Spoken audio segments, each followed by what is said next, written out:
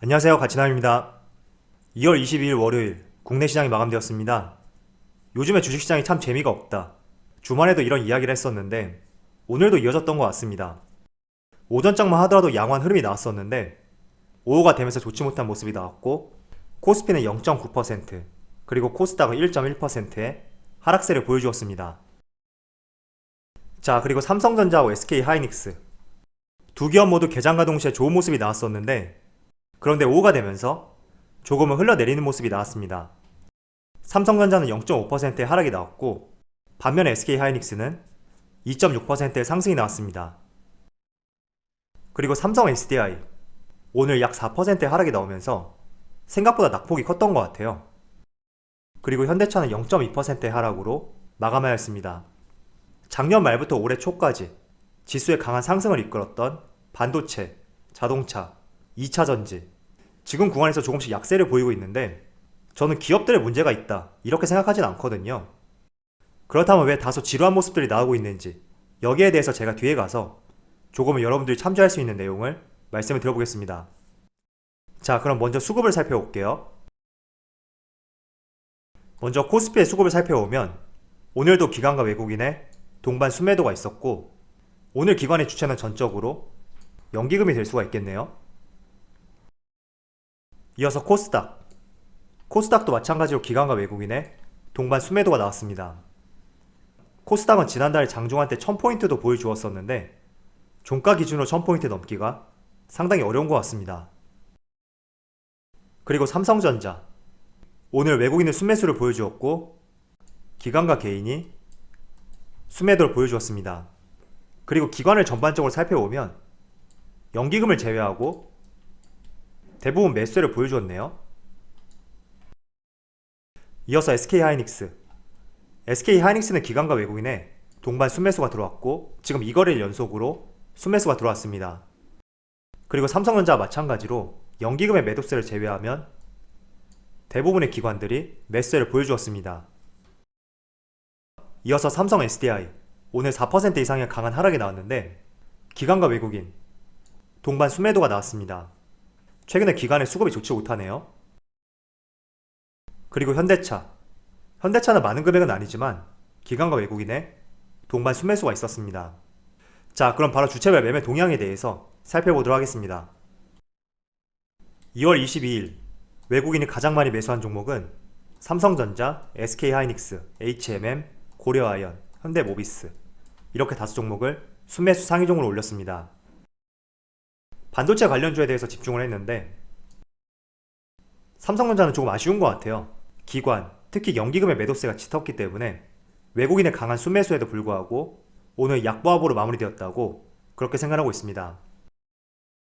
이어서 기관의 SK하이닉스, 삼성생명, HMM, 롯데케미칼, 포스코 이렇게 다수 종목을 순매수 상위종으로 올렸습니다. SK하이닉스는 외국인하고 동반 순매수 상위 종목이죠. 마지막으로 개인을 살펴보면 네이버, LG화학, 카카오, 삼성 SDI, NC소프트 이렇게 다수 종목을 순매수 상위종으로 올렸습니다. 오늘도 개인들이 매수한 종목을 살펴보면 대부분 약세의 흐름을 보여주었습니다. 자, 오늘도 10년물 국채금리를 살펴보면 거의 1.4%에 근접할 정도로 가파른 상승이 이어지고 있습니다. 그 때문에 국내뿐만 아니라 유럽, 일본 모든 국가들의 장기 채권금리가 상승을 보여주고 있습니다. 자, 그런데 채권금리가 상승한다는 것은 다른 말로 풀어본다면 경기가 좋아지고 있다는 신호가 될 수가 있습니다. 그렇지만 안전자산으로 포함되어 있는 채권금리가 지속적으로 상승하게 되면 주식시장에 있던 자금들, 이런 자금들이 안전자산으로 옮겨갈 가능성이 있거든요. 그래서 어떻게 보면 양면성이 있다 이렇게도 볼 수가 있습니다. 그래서 최근에 주식시장 오늘만 놓고 보더라도 지수가 상당히 등락폭을 많이 보여주었거든요. 이런 점들을 어떻게 본다면 경기 회복에 대한 기대감과 다른 한편으로는 이 경기 회복으로 인한 채권금리 상승, 나아가서 기준금리, 시장금리의 상승으로 이어지지 않을까 이런 우려감들이 서로 충돌하는 시장이라고 저는 그렇게 생각하고 있습니다. 그래서 여러분들이 보유하신 종목들에 대해서 제 영상 댓글에 간헐적으로 이런 의견을 남겨주시더라고요. 내가 A라는 종목을 보유하고 있는데 이 종목이 속한 업황을 보면 상당히 긍정적이지만 왜 요즘에 주가가 약세를 보이고 있는지 여기에 대해서 궁금증을 갖고 계시고 우려감을 나타내는 것 같습니다. 자, 그렇지만 여러분들이 매수하신 종목들이 철저하게 시장에서 소외되는 산업들, 그런 산업에 속한 종목들이 아니라면 저는 기업들의 환경은 여전히 좋다, 이렇게 생각하고 있고, 단지 앞서 말씀드린 것처럼 경기 회복에 대한 기대감과 금리 인상으로 인한 주식시장의 자금 이탈, 이런 우려감이 서로 교차하는 시점이기 때문에 지금 지수가 박스권에서 상승과 하락을 반복하는 이런 모습을 보이고 있지 않나, 이렇게 생각하고 있습니다. 그래서 오늘 지수의 흐름을 보더라도 장중 한때 1% 이상 상승을 보였던 코스피 지수가 오후가 되면서 낙폭을 키웠고 한때는 1% 가까운 큰 하락을 보여주기도 했습니다. 그래서 지금의 위치, 시장 상황, 이런 점들을 조금 이해해 보셨으면 좋겠고요. 오늘 발표된 수출 동향을 살펴봐도 제가 저번에는 10일간의 수출 동향을 말씀드렸는데 지금은 20일까지의 약 3주간의 수출 동향이거든요. 여전히 자동차, 반도체, 수출 데이터는 긍정적이고 앞으로도 좋을 가능성이 높다, 이렇게 볼 수가 있습니다. 물론 오늘은 디램 반도체에 대한 기대감 때문에 SK 하이닉스를 중심으로 양호한 흐름이 나오고 있지만 그래도 전반적으로 작년 말과 연초에 강한 상승 흐름을 보였던 삼성전자, 그리고 자동차 관련주, 자동차 부품 관련주, 그리고 MLCC, 이런 다양한 종목들의 주가가 고점 대비 조금 미끄러지는 모습이 나오고 있습니다. 자, 그런데 이런 모습들이 국내에만 국한된 것은 아니거든요. 전 세계 시가총액 1위인 애플 같은 경우에도 지금 주가의 흐름을 보시더라도 고점 대비 조금씩 미끄러지는 모습이 나오고 있습니다. 테슬라도 마찬가지예요. 테슬라도 고점에서 박스권을 형성했었는데 지난 한 주간은 조금씩 밀리는 모습이 나왔거든요. 물론 종합주가지수라고 할 수 있는 나스닥과 S&P 500은 양호한 흐름이 나오고 있지만 성장주 중심의 개별 종목들, 넷플릭스, 아마존 모두 비슷한 흐름을 보여주고 있습니다. 그래서 경기 회복에 대한 기대감과 금리 상승에 대한 우려감, 이 두 가지가 지금 충돌한 시점이다, 이렇게 볼 수가 있고, 저는 이런 시점을 활용해서 여러분들이 그동안 성장주를 중심으로 많은 포트폴리오를 구성했었다면 이제는 가치주 쪽으로도 조금씩 눈을 돌려보는 것은 어떤가, 이렇게 말씀드리겠습니다. 자, 최근에 워렌 버핏 같은 경우에도 포트폴리오 비중을 교체를 했거든요. 애플 주식을 4분기에 약 5,700만 주를 매도를 하였고, 그리고 통신기업인 버라이즌을 비롯해서 정유주, 이렇게 전형적인 경기 방어주의자, 배당주라고 할 수 있는 이런 종목들을 최근에 많이 매집을 하였습니다. 그래서 워렌 버핏이 왜 애플을 매도하고 경기 방어주, 가치주로 분류가 되는 통신주와 정유주를 매집했는지 한번 여러분들도 생각을 해보셨으면 좋겠습니다. 자, 아울러서 수급을 살펴보더라도 그동안 성장을 이끌었던 성장주들, 꾸준하고 지속적으로 외국인과 기관의 매도세가 이어지고 있습니다. 그런데 반면에 원자재와 관련된 종목들은 꾸준히 기관과 외국인의 매수세가 이어지고 있거든요. 특히 하루도 빠지지 않고 매도세를 보여주는 연기금조차도 원자재 관련주에 대해서 꾸준하고 지속적으로 매수세를 보여주고 있습니다. 그래서 어떻게 보면 워렌 버핏의 포트폴리오 교체, 어떤 방향으로 교체를 했는지 이 점을 살펴보신다면 국내 시장에 들어와 있는 외국인과 기관의 흐름, 조금은 비슷한 면이 있지 않나, 이렇게 생각을 할 수가 있습니다. 그래서 성장주를 모두 매도하고 가치주로 옮겨가자, 이런 의견은 전혀 아니고요. 항상 주가의 강한 상승을 이끄는 것은 성장주라고 저도 생각하고 있고, 또 업황이 나쁜 것은 아니기 때문에 우리가 앞으로 매매를 할 때 조금은 이런 부분에 대해서 참조를 해보고 이와 관련된 종목들을 공략해보는 것도 좋지 않을까 하는 점에서 말씀을 드렸습니다. 자, 제가 여러분들에게 지난 2주 동안 원자재와 관련해서 여러 번 말씀을 드렸습니다. 처음에는 유가와 관련해서 말씀을 드렸고, 이어서 구리, 주석, 그리고 그 외 원자재에 대해서 간헐적으로 말씀을 드렸습니다.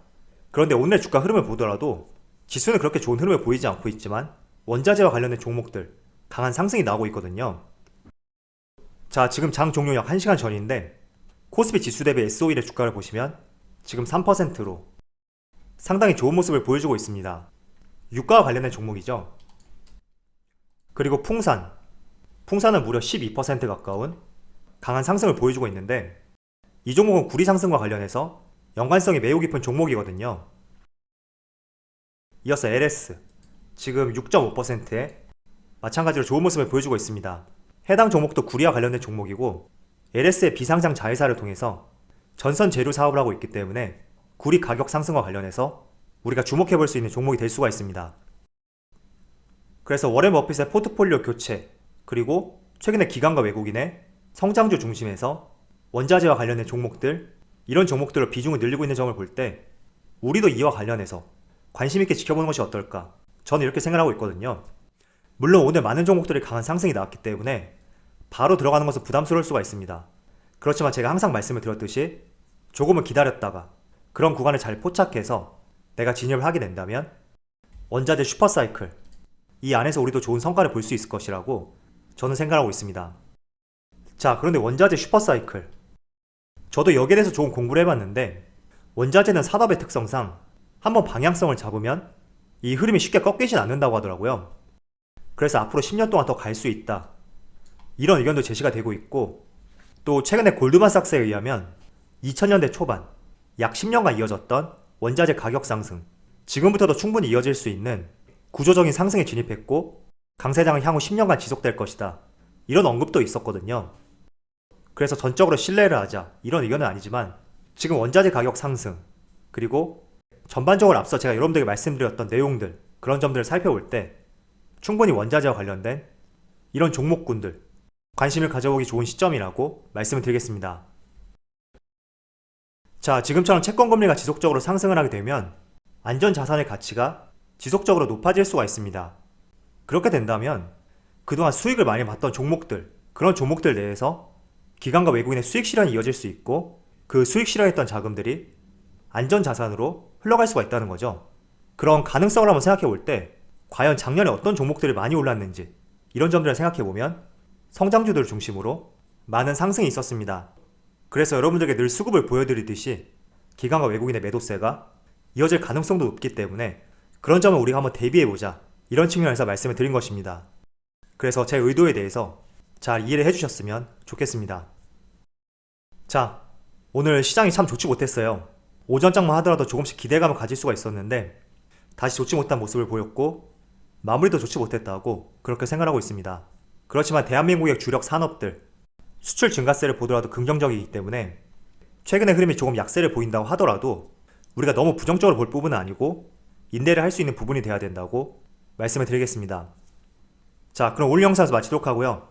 언제나 여러분들의 성공 투자를 기원하도록 하겠습니다. 감사합니다.